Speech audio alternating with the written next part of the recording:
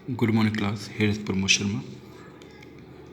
आज का टॉपिक बेटा आपका है practice set first and study. We have already discuss question number first, second and third. Now today our discussion is continuous based on the question number 4। तो question number 4 से to you practice set में। तो question number 4 लेते हैं। We have write the solution of question number 4। Question number 4 से to you, domain of the function, हमें domain निकालना है, ठीक है। We find domain of the function, we find domain of the function, we find domain of the function cos inverse 2x minus 1। हमें domain देखना है 2x minus 1 का। किस तरीके से फाइंड आउट करते हैं देखते हैं इस क्वेश्चन में। तो how to be solve it. तो इसमें ध्यान क्या रखना है बेटा, जब भी इस टाइप का क्वेश्चन आएगा तो हमें कॉस इनवर्स की डोमेन मालूम होनी चाहिए, ठीक है। तो वी नो डैट कि सर जो आपका कॉस इनवर्स है उसकी डोमेन क्या होती है। तो वी हैव राइट। सबसे पहले तो हमने क्या लिखा, हमने कहा कि आपके पास फंक्शन क्या दे रखा है, that is a function f x equal to क्या है, हमारे पास जो गिवन है वो है cos inverse 2x minus 1। We know that कि domain of the cos inverse, domain क्या होती है, अगर कॉस इनवर्स की हम डोमेन देखना चाहें तो डोमेन आप लिखोगे कि सर जो कॉस इनवर्स है उसकी डोमेन -1 to 1 होती है, ठीक है। तो डोमेन ये होगी। अब हमें डोमेन किसका निकालना है, डोमेन आप जानते हो कॉस इनवर्स की डोमेन आपके पास ये दे रखी है -1 to 1, मगर हमें निकालनी किसकी है, हमें इस फंक्शन की डोमेन निकालनी है। तो हम क्या करेंगे, इस -1 को यहाँ से रिमूव करने के लिए 1 ऐड ऑन बोथ साइड। जब 1 हम ऐड कर देंगे बोथ साइड में तो हमारे पास कंडीशन क्या आ गई, that is a condition here 2x, और ये हो गया 2 और इस साइड में हो गया 0। अब 2x है तो हम क्या करेंगे, इस x को भी 2 से डिवाइड कर दें तो हमारे पास कंडीशन आ जाएगी x less than equal to 1। It means we can say that कि सर जो आपके पास कॉस इनवर्स 2x माइनस 1 है इसकी डोमेन हो जाएगी 0 to 1। तो that is a process we adopt here for solving domain type questions, ठीक है। तो अब ऑप्शन देख लीजिए, इसमें ऑप्शन कौन सा सही है। तो वी हैव राइट हेयर कि option A is correct, option A is correct. तो आपको दिखा देते हैं कि ऑप्शन ए जो आपके पास है वो क्या है, यहाँ गिवन डेट ऑप्शन 0,1, ठीक है। Now we have take the second question of this practice set, sorry question number 5। इसका सोल्यूशन स्टार्ट करते हैं। क्वेश्चन नंबर 5 में हमें दे रखा है वैल्यू ऑफ tan इनवर्स। हमें क्या करना है, वैल्यू फाइंड आउट करनी है। तो value of tan inverse, value of tan inverse, value of tan inverse 2 sin 2 cos inverse √3/2, ठीक है। तो ये हमें दे रखा है और इसकी हमें क्या करना है, वैल्यू फाइंड आउट करनी है। तो क्वेश्चन के अकॉर्डिंग वैल्यू और इसकी हमें वैल्यू निकालिए। तो आप इजीली सर जानते हो सर ऐसा क्वेश्चन तो बहुत आसान है। सिंपली क्या करो, स्टार्ट कर दो सॉल्व करना। इसमें हमें टेबल की जो साइन और कॉस की टेबल की वैल्यूज़ हैं वो हमें अच्छी तरह से मालूम होनी चाहिए। तो आप जानते हो कि सर अगर √3/2 की बात हो रही है तो कॉस में जो √3/2 कॉस में किसकी वैल्यू होती है, आप जानते हो साइन में होती है 60 की, तो इसमें किसकी होगी, 30 की होगी।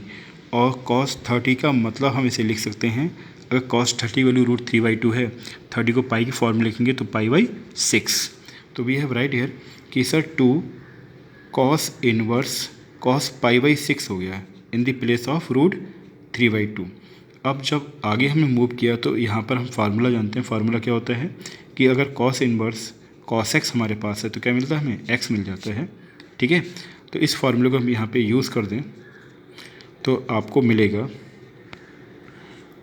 tan इनवर्स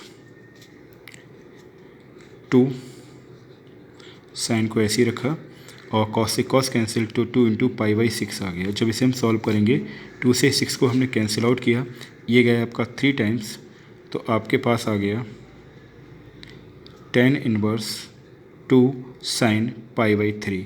और आप जानते हो साइन π/3 का मतलब कितना होता है, साइन π/3 का मतलब हो गया साइन 60, और साइन 60 की वैल्यू होती है √3/2। ठीक है, तो ये वैल्यू हम कहाँ यूज़ करते हैं, साइन π/3 का मतलब क्या हो गया, साइन π/3 मतलब साइन 60 वैल्यू होती है √3/2। इसको हम यूज़ कर दें इन दी प्लेस ऑफ साइन π/3 के प्लेस पर क्या यूज़ कर दिया हमने, √3/2। तो ये आपके पास आ गया 2 √3/2। अब आप देखो 2 से 2 कैंसिल आउट, तो हमारे पास अब क्वेश्चन का जो चेंज है वो किस फॉर्म में आ गया, tan इनवर्स √3 आ गया। अब आपको tan की वैल्यू मालूम होनी चाहिए, और आप जानते हो कि tan में √3 किसकी वैल्यू होती है, क्योंकि tan 1/√3 होती है 30 की, ये 60 का मतलब हो गया π/3। तो हम लिख सकते हैं यहाँ पर कि सर इसके प्लेस पर वैल्यू क्या आएगी, tan inverse tan π/3। It means π/3 हमारे पास आंसर आ गया। क्यों, क्योंकि आपको अच्छी तरीके से मालूम है कि tan इनवर्स tan x होगा, तो क्या मिलेगा, x। तो we have write here in the place of tan inverse π/3 की प्लेस पे क्या आ गया, π/3। और ऑप्शन को अगर हम देखें तो ऑप्शन ए हमें दे रखा है π/3, that is the right answer. So we have write here कि सर ऑप्शन जो हमारे पास हो जाएगा वो option A is correct, option A is correct. Okay, now we have take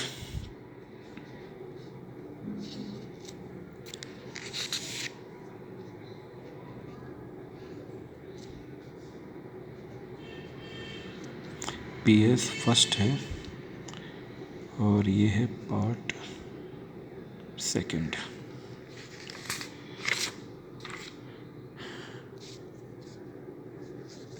Now we have take the second question of this practice set, means question number 6.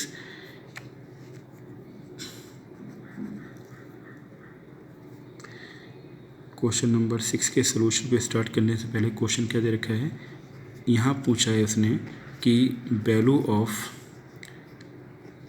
Of cos inverse 1/2 plus 2 sine inverse half. ठीक है, question के according हमें इसकी value find out करनी है। Same process जैसे अभी question number 5 किया था, उसी टाइप से इस क्वेश्चन को हम सॉल्व करते हुए आगे बढ़ेंगे।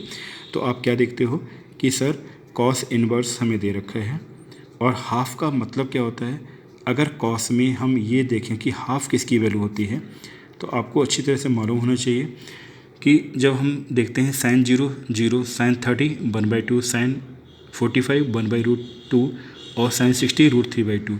मीन्स साइन में 30 की वैल्यू 1/2 होती है, तो कॉस में 60 की वैल्यू होगी। कॉस 60 क्या होगा, 1/2।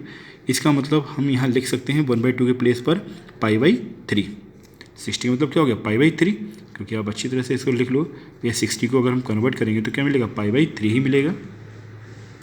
तो अब नेक्स्ट हम देखें भैया +2 साइन इनवर्स, और साइन इनवर्स हाफ देखा किसकी वैल्यू होती है, साइन 30 की। साइन 30 मतलब π/6। अब आपको फार्मूला मालूम है क्या, कि भाई अगर साइन इनवर्स साइन x होगा तो हमें क्या मिलना है, x मिलना है, या फिर कॉस इनवर्स कॉस x होगा तभी हमें x मिलना है। तो क्वेश्चन में हम क्या चेंज करेंगे, इसके प्लेस पर देखेंगे क्या मिलेगा हमें, π/3, एंड इसके प्लेस पर देखें तो 2, और ये मिल गया π/6। 2 से जब हमने 6 को कैंसिल आउट किया तो हमारे पास आ गया π/3 प्लस π/3, और जब दोनों को सॉल्व करेंगे तो आप जानते हो 2 टाइम्स हो गया, 2 टाइम्स π/3। ठीक है, 2 टाइम्स π/3। तो हमारे पास इस क्वेश्चन के अकॉर्डिंग जो ऑप्शन सही होगा, तो ऑप्शन हम देखें यहाँ पर, तो option A we have write here कि sir option A is correct, option A is correct.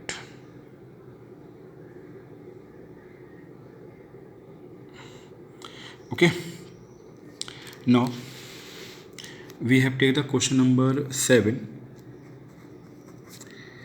In question number 7,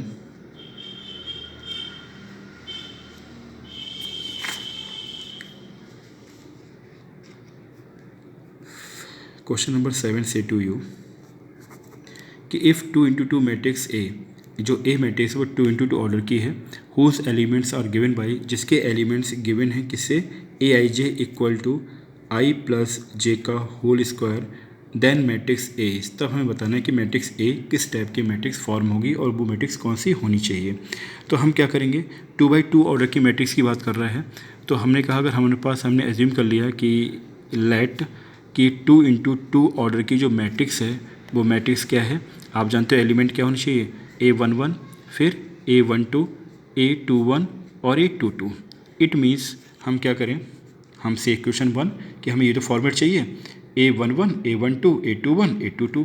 तो हम क्या करें, आई के प्लेस पर 1 पुट कर दें। अगर हमें A11 चाहिए तो A11 के लिए हमने क्या कहा कि आई के प्लेस पर 1 आ गया, ठीक, और जे के प्लेस पर भी 1, 1 का स्क्वायर। अब 1 + 1 क्या हो गया, 2।